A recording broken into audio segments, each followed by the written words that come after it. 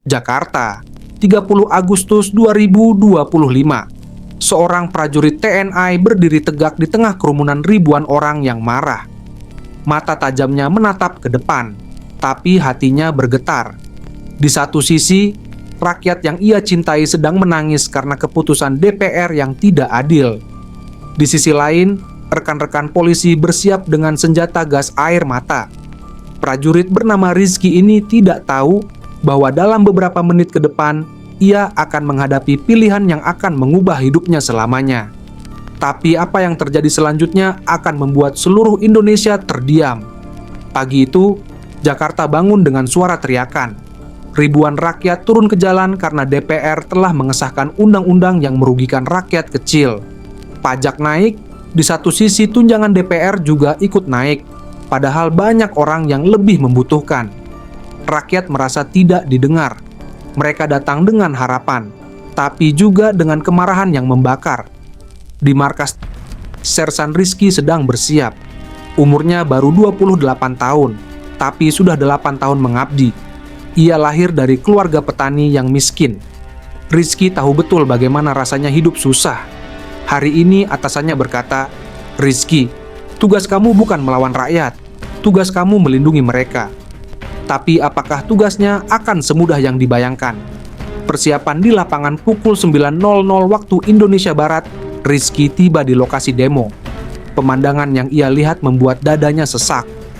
Ribuan orang dari berbagai umur berkumpul. Ada bapak-bapak dengan wajah lelah, ibu-ibu yang membawa foto anak-anak mereka, bahkan kakek-kakek yang berjalan dengan tongkat. Mereka semua punya satu tujuan, meminta keadilan. Di seberang jalan, ratusan polisi sudah siap dengan peralatan lengkap. Helm anti huru-hara, perisai, dan yang paling menakutkan, tabung gas air mata. Komandan polisi terlihat tegang. Ia terus berbicara di radio. Siap-siap, situasi bisa berubah kapan saja. Rizky berdiri di tengah-tengah antara rakyat dan polisi. Ia merasa seperti berada di antara dua tembok besar yang bisa bertabrakan kapan saja. Tapi siapa yang akan ia pilih untuk dilindungi? Momen sebelum badai seorang ibu tua mendekati Rizky. Wajahnya berkerut, matanya berkaca-kaca. "Pak tentara," katanya dengan suara bergetar, "anak saya di PHK karena kebijakan baru ini. Dia punya 3 anak kecil. Tolong bantu kami." Rizky terdiam.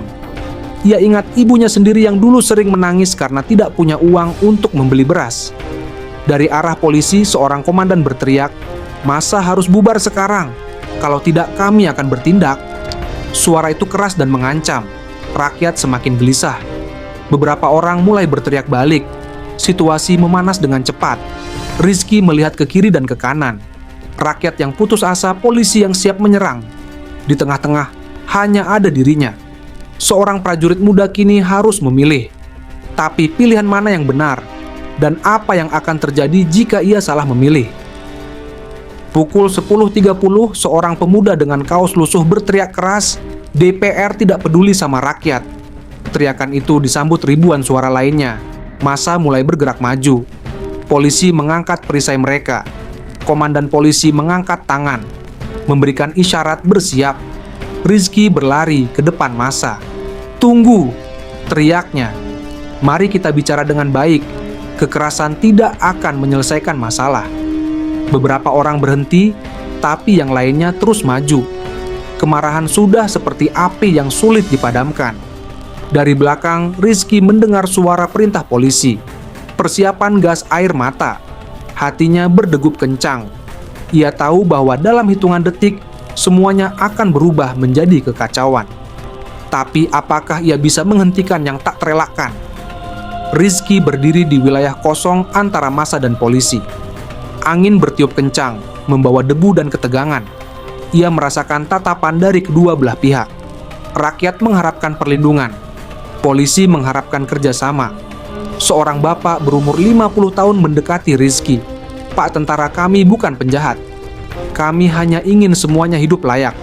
Suaranya parau, penuh harapan. Di saat bersamaan, komandan polisi berteriak dari megafon, "TNI, minggir!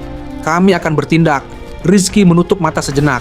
Ia ingat sumpah saat menjadi prajurit, melindungi bangsa dan negara. Tapi siapa yang harus dilindungi ketika bangsa terpecah?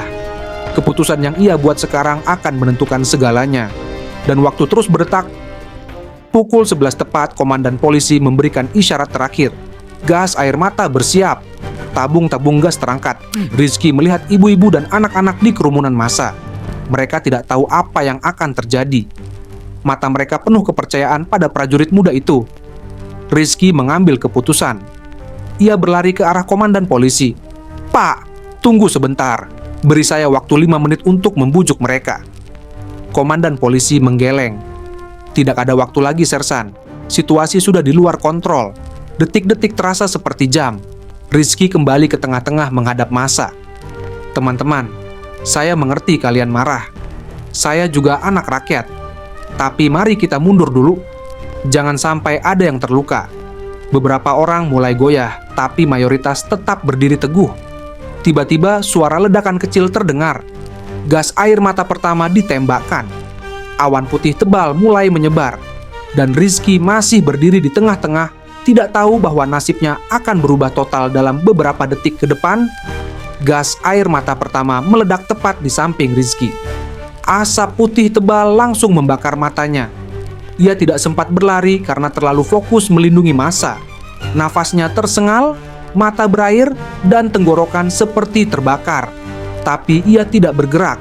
Ia tetap berdiri, melindungi rakyat di belakangnya. Yang tidak disangka, polisi terus menembakkan gas air mata. Satu persatu tabung gas terbang ke arah massa. Rizky yang berdiri paling depan menjadi korban pertama. Tubuhnya terhuyung, tapi ia tidak mundur. Ia malah membentangkan tangannya lebar-lebar seperti melindungi anak ayam dari hujan. Massa yang melihat seorang tentara terkena gas air mata justru karena melindungi mereka menjadi terhenyak.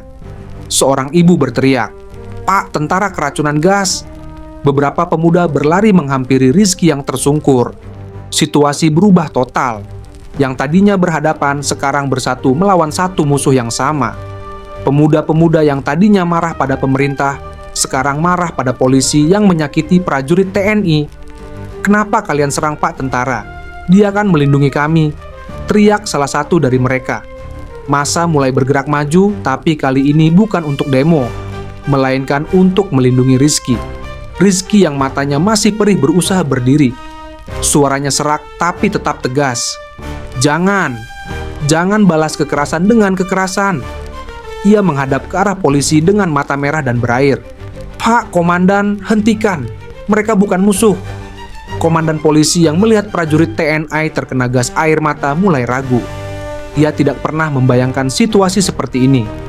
Seorang prajurit yang seharusnya bekerja sama dengannya malah menjadi korban tindakannya. Tapi apakah ia akan menghentikan operasi? Rizky dengan susah payah berjalan ke arah komandan polisi. Langkahnya goyah, tapi tekadnya kuat. Rakyat mengikuti di belakangnya, bukan untuk menyerang, tapi untuk melindungi prajurit yang telah melindungi mereka. Pemandangan ini sangat mengharukan. Seorang prajurit muda dan ribuan rakyat berjalan bersama. "Pak Komandan," kata Rizky dengan suara parau, "ini bukan cara menyelesaikan masalah. Mereka punya keluarga yang harus diberi makan.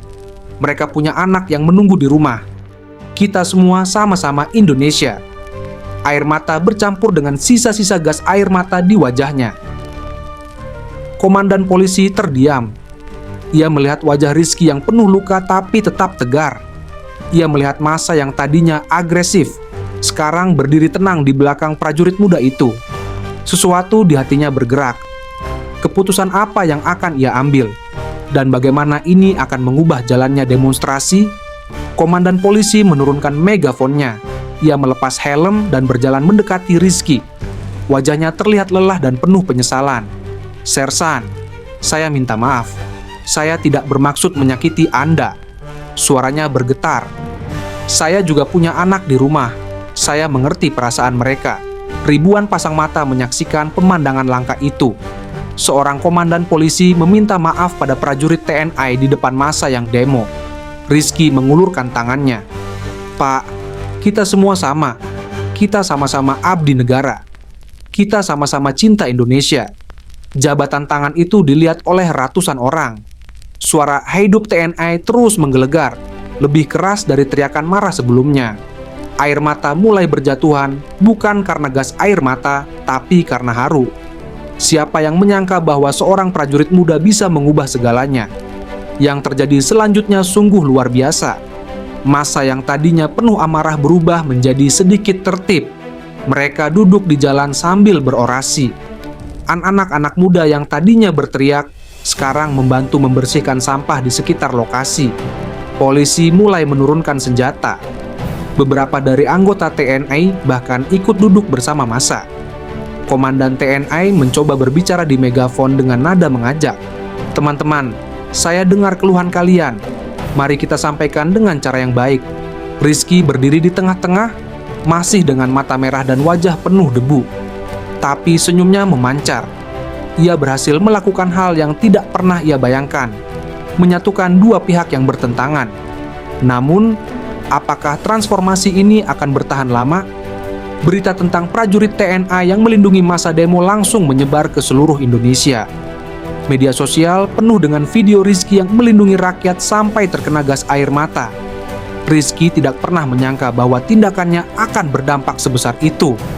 Ia hanya melakukan apa yang ia rasa benar. Tapi kadang, hal sederhana yang dilakukan dengan hati yang tulus bisa mengubah sejarah. Dan cerita ini baru saja dimulai. Kembali ke markas, Rizky sering merenung.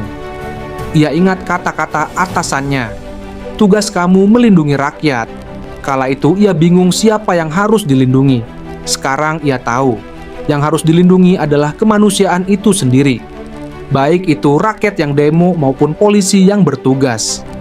Kadang, pikir Rizky, kita terlalu fokus pada seragam yang kita pakai sampai lupa bahwa di bawah seragam itu kita sama-sama manusia. Pelajaran ini ia bagi pada adik-adik kelasnya di Akademi Militer. Mereka mendengarkan dengan kagum.